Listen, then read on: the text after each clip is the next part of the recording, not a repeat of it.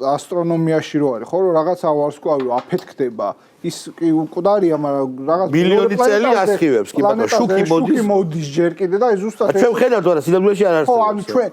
ვიღა ვინც ახლა მართლა კონსერვატიულ მხარეს არის, ის ხედავს, რომ ის ვარსკვლავი ჩაქრა.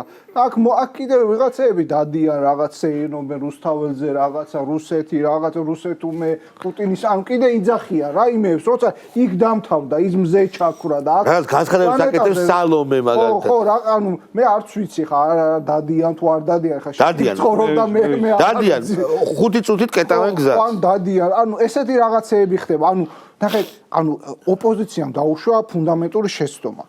მათ შეეძლოთ გაიკეთოს რატო არ შევიდე პარლამენტში? აი ეგ არის ყველაზე მთავარი. ეგ კი. მაგრამ სიგიჟე რატო გააკეთეს? აი ოცნება შეგიძლია რაღაცა შიდა თემებზე მიეკავოთ, მაგრამ რაშიც ყველაზე სწორია ოცნება, აი ყველაფერში. ეს იყო საგარეო პოლიტიკა, შვიდობის პოლიტიკა, არჩევნები და მაგაში დაარტყეს, რომ არა, ომში უნდა ჩავერთ.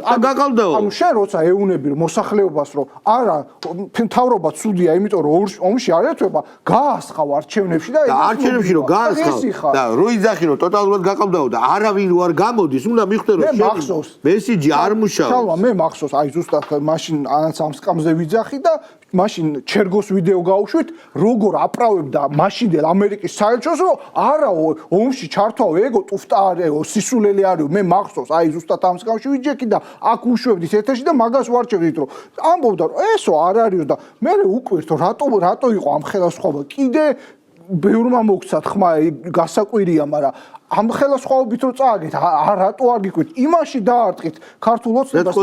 ხო, რო არ შეხვედით პარლამენტში, კარგია. ეხა არც არჩევნებში მიიღოთ მონაწილეობა, ჩემი რჩევა, ისეთი კეთილი რჩევა და მე იბერიას გამწინდება. იქნებ ვინმე ახალი ძალა ჩემი აზრით